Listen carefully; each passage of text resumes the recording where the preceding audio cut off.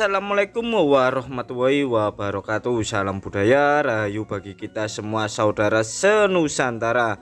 Blusukan kali ini kita berada di wilayah Tulung Agung, yang mana kita mengunjungi sebuah gunung yang bernama Gunung Budek. Gunung ini disinyalir menjadi tempat ritual podo penake dan podo krosoe sejak zaman dahulu, yang diduga sudah ada sejak era Majapahit.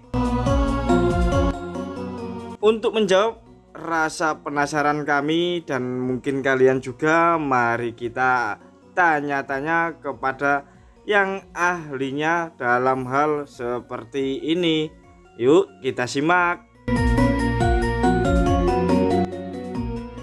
Pemirsa, kali ini kita mengunjungi sebuah tempat karesian ya, yang menandingi Gunung Penanggungan atau Gunung Pawitra yang ada di Mojokerto. Di sini memang ada Gunung Budek ya. Ternyata tinggalan sejarahnya luar biasa, tidak kalah dari Gunung Penanggungan.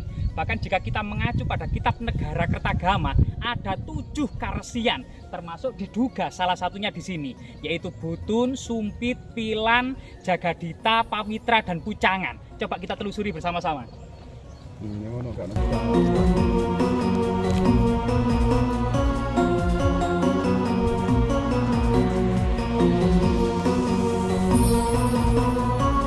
Sebelum kita memasuki area suci ini ya, terlebih dahulu kita coba mengorek-ngorek dan menggali apa itu agama karesian. Kenapa dibedakan dari para penganut Siwa Siddhanta dan Buddha Mahayana? Kenapa jika penganut Siwa Siddhanta di bawah pejabat tinggi agama Dharma Daksaka Saiwan, penganut Buddha di bawah naungan Dharma Daksaka Sogatan, dan para penganut Resi di bawah naungan pejabat tinggi agama Menteri Herhaji? Nanti kita bedah satu persatu.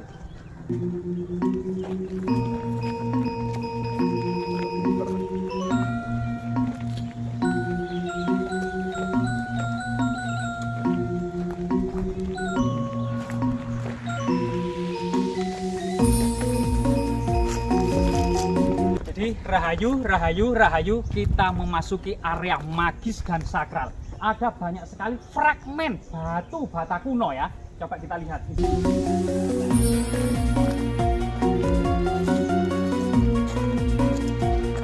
di lokasi ini kita bisa akan melihat ada semacam struktur punden berundak-undak, sebagaimana kemudian situs-situs yang ada di Gunung Penanggungan atau Pawitra. Ada gua pertapaan, ada altar pemujaan, dan ada persajian-persajian lainnya ya, yang diduga bahkan di dalam tanah ini yang diduga belum pernah diekskavasi ada semacam istana terpendam.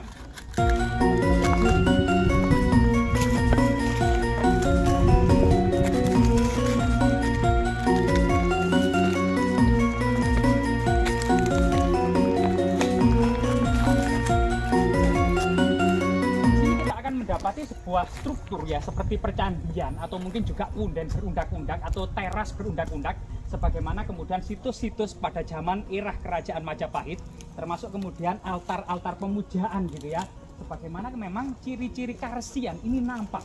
Coba kita lihat arca-arcanya, ini motifnya apa saja.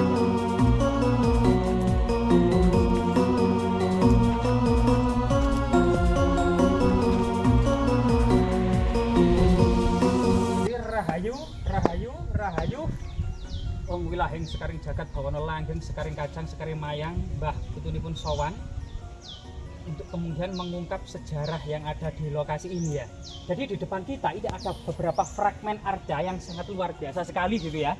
Jadi diduga arca ini adalah fragmen Dwarapala ya, ada 2, samping kiri dan samping kanan. Dwarapala merupakan guardian atau penjaga pintu gerbang, atau juga menjaga atau membatasi gitu ya, aura-aura negatif dengan aura-aura yang tersuci atau aura-aura positif yang ada di dalamnya. Termasuk ada fragmen-fragmen arca yang diduga ini sifatnya adalah Buddhis ya, agama Buddha. Nah ini, atau mungkin juga fragmen-fragmen yang bersifat karesian ya. Nah inilah salah satu arca itu yang diduga juga merupakan arca raksasa gitu ya. Nah terlihat pusarnya, pusakanya, dan lain sebagainya gitu ya. Nah ini banyak sekali yang diduga langgamnya ini adalah era kerajaan Majapahit. Termasuk kemudian sebenarnya di sini ada makam yang diduga makam resi pertapa yang juga di dalamnya penuh dengan balok-balok batu candi, batu bata merah punah, namun sampai saat ini itu dikunci atau digembok. Jadi mungkin kita bisa menengok dari luar ya, karena kondisinya adalah digembok. Nah, rahayu. Nah, di sini diduga kemudian ada makam seorang betapa ya pada masa lalu yang kemudian dimakamkan di sini, atau orang sakti pada masa kerajaan Majapahit. Ternyata makamnya terbuat dari struktur batu bata kuno era kerajaan Majapahit. Ternyata ini ada dua gitu ya, ada kiri dan kanan. Dan bahkan yang ada di kiri ini batu batanya penuh dengan motif, ada antefik, ada hiasan sulur gelung, ada pinggiran-pinggiran yang diduga merupakan bagian dari struktur percandian pada masa kuno ya, pada masa kerajaan Majapahit. Jadi kita bisa akan melihat ya batu batanya di sini, sebagian besar ada pinggiran-pinggiran, fragmen-fragmen dan antefik yang diduga dahulunya ada semacam candi besar. Lah ternyata salah satu kameramen kita itu sakti gitu ya, sudah digembok langsung bisa masuk. Jadi kita akan bisa secara detail mengunjungi termasuk berziarah di lokasi ini.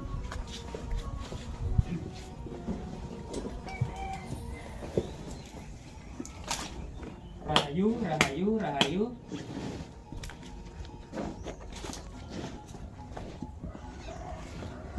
Nah, di sini ada sesuatu yang sangat luar biasa sekali ya. Bisa juga disebut ini makam bercahaya gitu ya, karena memang memantulkan cahaya. Ada cerita tutur yang berkembang di masyarakat, makam ini sangat istimewa itu karena pada malam-malam tertentu ini mengeluarkan cahaya. Mungkin yang dimaksud adalah cahaya andaru yang diburu para pejabat untuk kemudian sebagai restu dari leluhur ya dalam menduduki tahta tertentu atau jabatan tertentu. Dan di sini ada dua ya, kiri dan kanan, dan ini masyarakat menyebutnya juga makam pertapa atau makam resi ya pada era kerajaan Majapahit. Bahkan ada semacam sesaji yang ada di pojok gitu ya, ancak, bunga-bunga wewangian sebagai sekar, perdupaan juga banyak ya di lokasi ini, dan ini sangat luar biasa sekali ya. Jika mungkin bisa keliling untuk mengetahui secara detail dan bagaimana kemudian makam-makam ini dibuat. Ternyata semua materialnya ini adalah menggunakan batu bata kuno. Namun sampai saat ini kita tidak mendapati nisan ya. Jadi ini sangat sesuatu yang unik, seperti kemudian batu bata itu seperti gunungan atau meru tanpa adanya nisan atau maesan ya, maesan biasanya maesan kepala atau kaki, yang di situ juga nggak ada, biasanya berbentuk makara, kurung kurawal atau kemudian gunungan segitiga tumpal, dan kita tidak mendapati. Dan di sini cuma semacam batu bata kuno yang ditumpuk seperti gunungan atau meru ya. Yang gunungan atau meru itu juga merupakan sebuah tempat untuk bersemayamnya arwah-arwah leluhur, termasuk tempat bersemayam dewa-dewa. Dan kita lanjutkan ya untuk kemudian menggali di lokasi lainnya selain kemudian keberadaan makam orang sakti atau pertapa ini. Kita menelusuri ya, selain kemudian makam, di sampingnya diduga kemudian sebelum dikuburkan ini ada semacam pertapaan atau lokasi pertapaan ya. Ada beberapa batu yang diduga semacam padmasana, namun semacam unfinished atau mungkin lebih alami dan natural, di bawah cengkraman pohon beringin ya, terutama pohon beringin raksasa ini ya, yang akar-akarnya itu sangat luar biasa sekali seperti katedral yang ada di Eropa. Nah di sini ada semacam tempat duduk ya, tempat duduk para pertapa. Nah ini ada beberapa, 1, 2, 3 ya. Bahkan ada dikelilingi oleh balok-balok batu candi yang sebagian besar kemungkinan masih terpendam di dalam tanah. Jadi semacam ini seperti balok-balok batu candi ya, yang sebagian kemungkinan masih terpendam di dalam tanah, termasuk batu bata kuno di bawah atau makam ini juga ternyata sangat banyak dan melimpah dan sangat kaya sekali. Di sini diduga semacam ada maha pertapa atau maha resi atau maha yogi, tempat semacam maha guru gitu ya, menyambut para tamu yang melakukan tirta yatra atau para pejalan suci, atau dharma yatra, tempat pengembara para pejalan suci yang biasanya dikunjungi oleh kerabat kerajaan atau bangsawan muda atau para pangeran muda guna menimba ilmu gitu ya. Nah, itu menghadap seorang maharesi di sini atau maha pertapa di sini guna memberikan wejangan-wejangan dharma, ilmu sejati. Dan ini nampak sebagaimana kemudian cerita Arjuna Wiwaha, yang kemudian ada seorang resi tua yang kemudian memberikan wejangan-wejangan serta berdiskusi soal dharma, yang ternyata Resi Durwa tersebut adalah berubah wujud menjadi Dewa Indra, kemudian kembali ke Kayangan. Jadi di sini salah satu pendidikan atau metode menyampaikan ilmu adalah dengan pengembaraan, atau baik itu klasikal, semacam ada kelas para bangsawan muda di hadapan para maharsi, atau secara individual sebagaimana ilmu-ilmu Jawa rahasia tingkat tinggi disampaikan secara individu, murid dan guru. Nah, diduga kemudian seorang guru atau Mahapertapa duduk di sini, yang kemudian pada malam-malam tertentu gitu ya, para pertapa ini juga kemudian menambah kesaktian ilmunya itu sewaktu-waktu juga bertapa di atas gunung sana. Jadi di sana kemungkinan juga ada pertapaan. Jadi lokasi ini banyak sekali pertapaan-pertapaan seperti itu ya. Sebagaimana kemudian situs yang ada di Gunung Penanggungan. Jadi diduga memang lokasi ini benar-benar kemudian irah atau dibangun irah kerajaan Majapahit. Namun lokasinya sebenarnya sangat jauh dari kota Trowulan yang ada di Mojokerto sebagai ibu kota kerajaan Majapahit. Namun lokasi ini sangat besar dan sangat panjang, menyimpan kisah sejarah. Bagaimana kemudian seorang raja pangeran dari Bali yang bernama Airlangga pada abad ke-11 Masehi itu tunggang langgang istananya di Watan Mas ya, yang saat ini itu Watan Mas Jedongoro Mojokerto. Ini kemudian diobrak-abrik seorang raja perempuan dari Tulungagung yang bernama Lodoyong, yang bernama Dyah Tulodong dari kerajaan Lodoyong Tulungagung ya pada waktu itu. Sehingga kemudian Tulungagung ini sebenarnya salah satu provinsi bagian kerajaan Majapahit yang juga alot karena jauhnya dari ibu kota, sehingga mendapatkan perhatian yang penting gitu ya, yang diduga salah satu istri termuda dari pendiri kerajaan Majapahit itu melakukan pertapaan di sini, yaitu Gayatri Rajapatni. Nanti kita bisa mengulas dan bisa melanjutkan bagaimana atau di manakah lokasi pertapaan Gayatri Rajapatni ya. Jadi luar biasa sekali teman-teman, lokasi ini sangat-sangat kental dengan nuansa orang-orang bertapa era kerajaan Majapahit.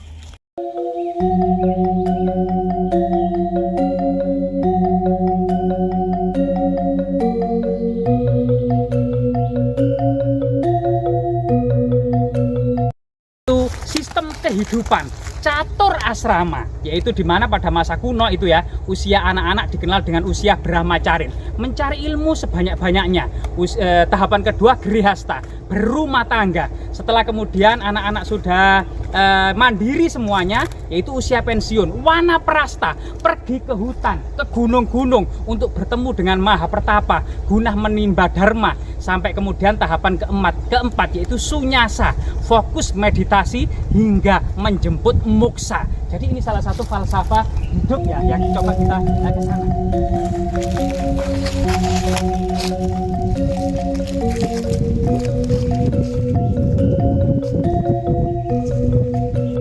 Namun karena daerah Tulungagung ini dekat dengan pantai selatan, kura-kura yang dimaksud kemungkinan adalah seperti penyu yang didapati oleh masyarakat ya.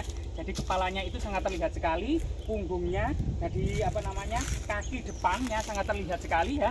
Dan ini kura-kura ya. Nah ini adalah matanya serta moncong atau mulutnya gitu ya.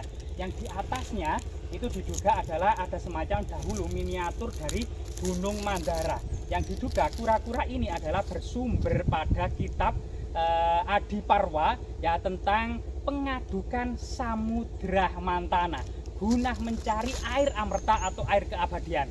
Jadi kemudian diceritakan bahwasanya Dewa Wisnu itu kemudian berbicara kepada dewa-dewa, kita akan musnah, tidak ada lagi yang menjaga alam semesta. Dewa semuanya menangis. Kemudian Dewa Wisnu mengatakan ada satu yang kita bisa hidup abadi, yaitu dengan meminum air amerta dari dalam samudra.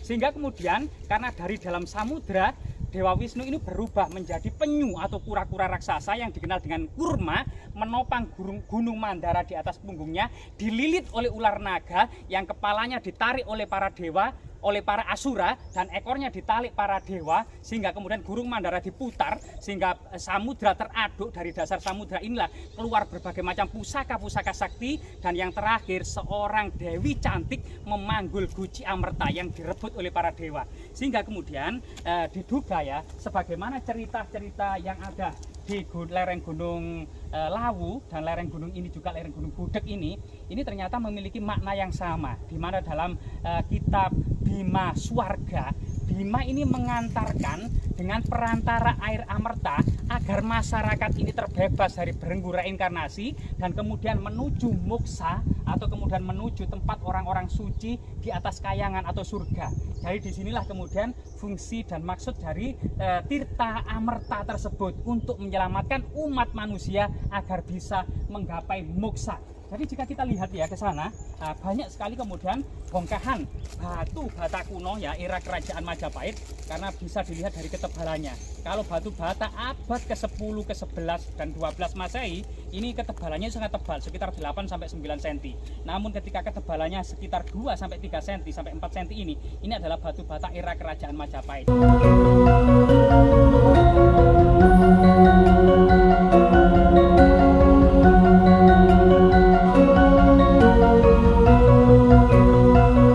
Pemirsa, saat ini kita menelisik jauh ya di pedalaman di atas gunung ini yang diduga seorang Ratu Nusantara atau Ratu Majapahit masih hidup atau keberadaan masih ada hingga saat ini. Ini menimbulkan misteri dan tantangan kita semua untuk memecahkan dan mendaki gunung yang begitu runcing ini.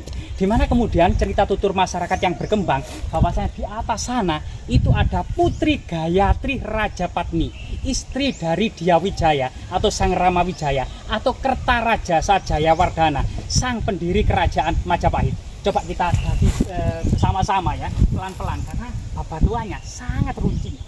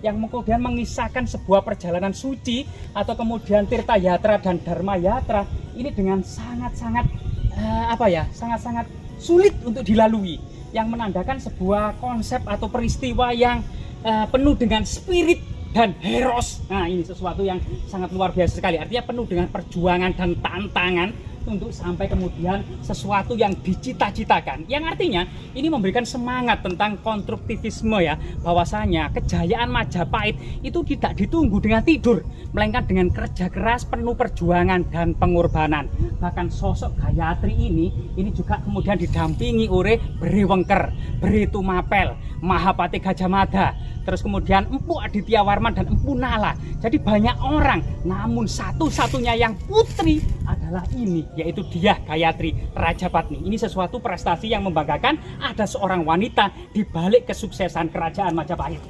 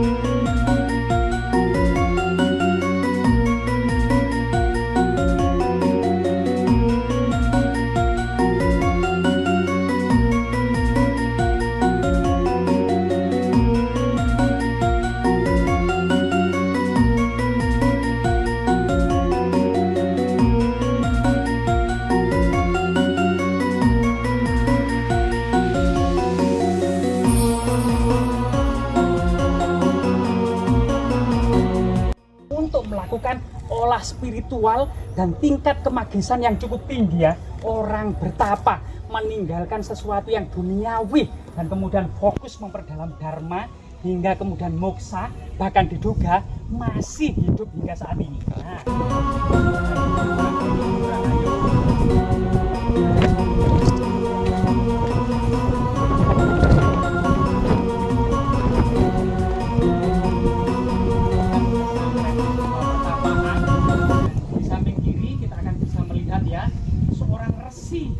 Seorang bertapa yang kemudian tergoda oleh sosok bidadari cantik yang ada di sebelah kanannya gitu ya, dengan di kirinya adalah sebuah genta ya, genta artinya memang diduga ini adalah sosok resi dengan bentuk surban atau kepalanya gitu ya, itu adalah menandakan adalah seorang resi gitu ya.